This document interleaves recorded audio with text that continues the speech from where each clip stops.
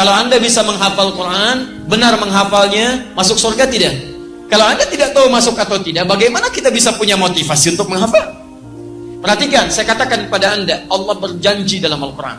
Allah berjanji bahwa orang yang benar menghafal Qurannya, benar menghafal, nanti benar itu bisa mengamalkan isinya, benar menghafalnya, maka bukan hanya masuk surga, Allah akan hiasi dia ketika masuk surga dengan perhiasan yang membedakan dengan yang bukan menghafal Quran. Demi Allah saya katakan, berusahalah menghafal Quran, karena Anda akan mendapatkan hal yang berbeda saat Anda masuk surga insya Allah. Janjinya dari Quran surah ke-35 Fatir ayat ke-33, paling kiri sebelah atas. Jannatu adnin yadkhulunaha. Awas, ada golongan para penghafal Quran yang masuk ke dalam surga Aden. Yang paling indah di dalamnya, awas, lihat baik-baik. Di dalamnya yuhallawna fiha min asawir. Mereka akan dihiasi dengan perhiasan-perhiasan yang sangat indah di dalamnya.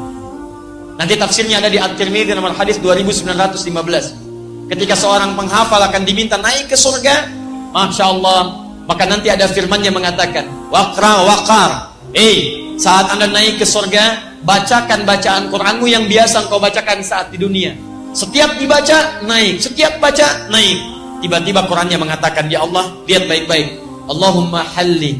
Ya Allah, sebelum naik dia ke surga, hiasi dulu dia. Bedakan dengan yang bukan penghafal.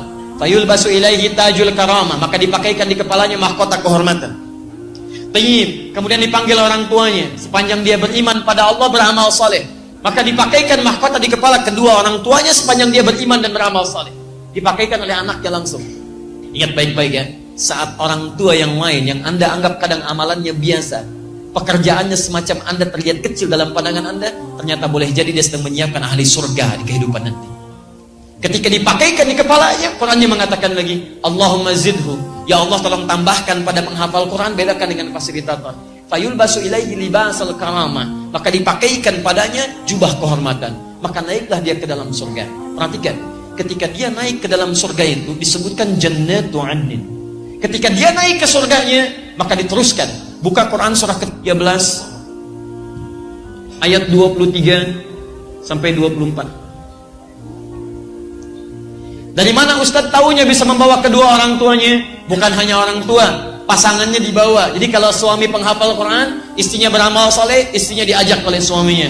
Kemudian anak cucunya beramal soleh, diajak juga semuanya. Lihat kalimatnya, Quran surah 13 ayat 23. Kalimatnya sama awalnya. Jannatu adnin yadkhulunaha wa man salaha min abaihim wa azwajihim wa dzurriyyatihim. Ada ayatnya? Masya Allah. Jadi kesimpulannya, penghafal Quran masuk surga tidak? Sepanjang dia mendekat pada Allah Subhanahu wa ta'ala, mengamalkan isi Qurannya, menghafal dengan benar. Bukan hanya masuk, dia dapat perhiasan dan dikunjungi oleh malaikat di setiap pintu surga.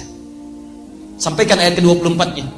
Wal malaikatu yadkhuluna min kulli babin, dan malaikat masuk ke setiap pintu surga menyambut mereka, bahkan mengatakan pada mereka, salamun alaikum bima sabartum. Selamat karena Anda sabar saat menjalani usaha di muka bumi. Sabar. Fa ni'ma uqbaddar. Maka senikmat-nikmat tempat terbaik, inilah tempatnya. Silahkan masuk. Baik.